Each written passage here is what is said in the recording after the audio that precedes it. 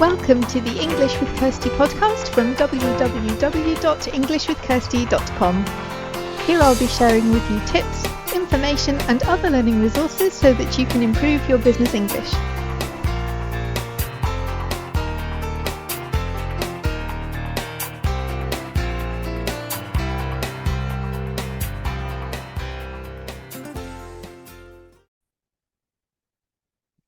Hi everyone, and welcome to episode 265 of the English with Kirsty podcast.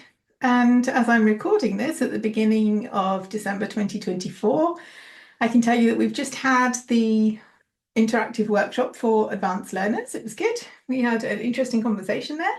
And if you missed that, I'll probably be rerunning it next year. But one of the things we talked about there was that there are two problems that are kind of the same thing but different ends of the scale that we can have as advanced learners, so people who are either learning a language or improving their skills. Some people who, like me, they want all the information, so we sign up for all the newsletters, we subscribe to all the podcasts that we can find because we want to learn, and sometimes that can come from a place of perfectionism, which itself isn't great, but we get overloaded with all this information and we don't take the time to go through, okay, what is actually helpful, what is serving us, what is helping us to learn. So that's one problem you can have. But the other end of this scale is people who really don't know where to start because they have been doing the same things and they've got bored. They are just bored with learning a language, or that they don't apply themselves to doing it because they don't know what else they can do, and it's just feeling very uninspiring, all the same kind of stuff.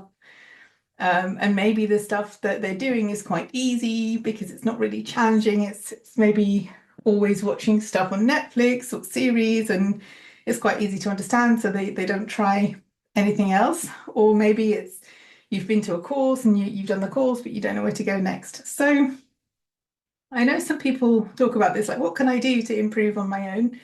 And so I decided to rerun a challenge that I ran in 2023.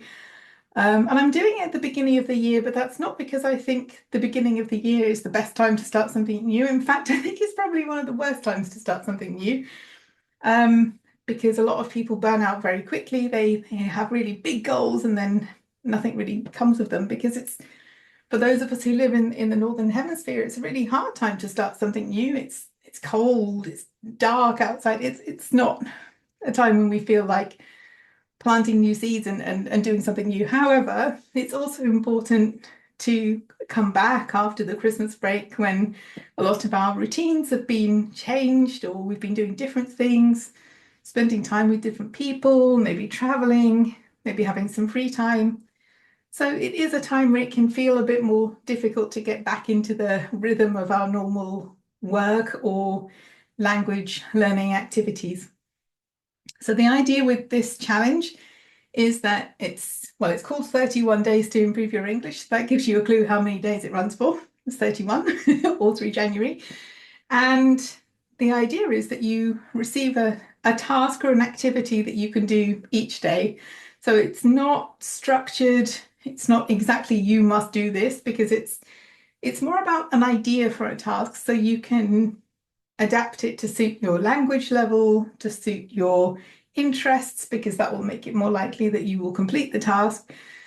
So it's more like an idea, like an impulse, like a have you thought about trying this? Because I think some of the reasons that we feel uninspired about working on our language skills is because we need some new ideas. And the other point is that it's working on different skills. So one day you'll be doing something writing based, another day is speaking, another day is reading, listening, vocabulary.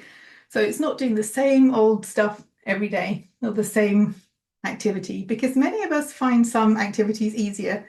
I've always preferred writing to speaking, for example. Some people don't, they hate writing, but I would much rather write than speak. Or I really enjoy listening activities because I don't find it so difficult, and I know some people really hate listening.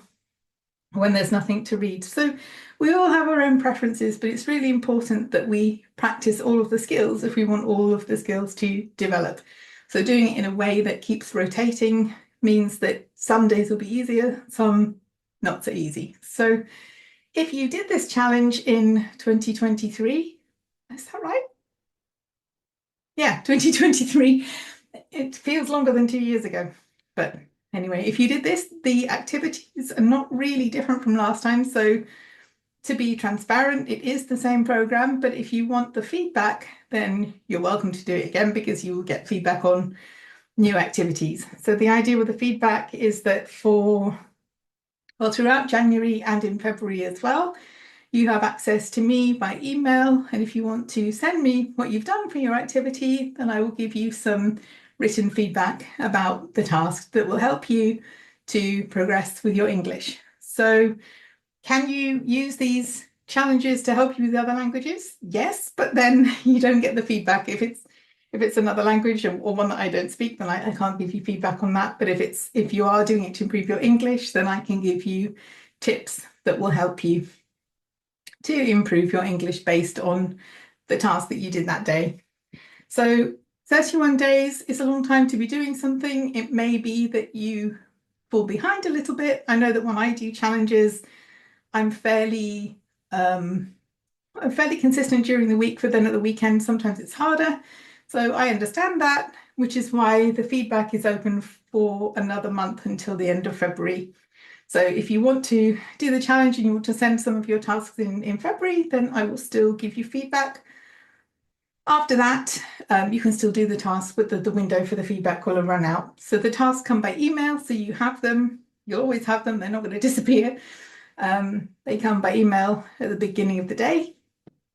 And then it's up to you when you do them, whether you do them. No one's going to check up on you. It's up to you. But the more you engage with the challenge, then the more you have the opportunity to learn.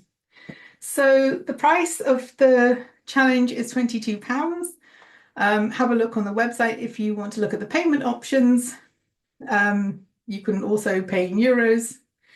And you know that there are a number of payment options on the site. So that will include the 31 challenges or the 31 tasks in the challenge and the access to the feedback. And even if you're not going to sign up for the challenge, if this isn't something for you, I would just challenge you to think about something new that you could try that you haven't done before, something that would help you to develop your least enjoyable skill, because we all have one, whether it's speaking, reading, writing, listening, something else, like the thing that you find most challenging about using your additional language. What is it? And is there some step you could take to improving that skill or to making that activity a bit less daunting or scary?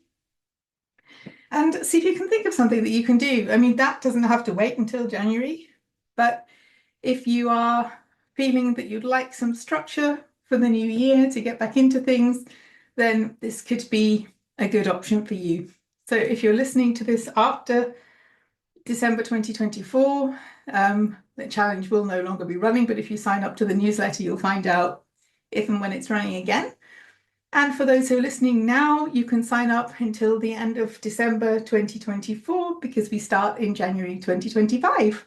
And I look forward to working with some of you as part of this challenge and to helping you to grow and to get into some new habits for new activities that you can do to develop your English. So have a good week and have fun learning English.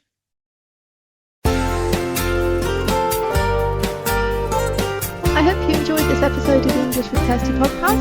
If you have any questions or comments, my email address is kirsty@englishwithkirsty.com, or you can go to www.englishwithkirsty.com/podcast, where you'll find information about the individual episodes.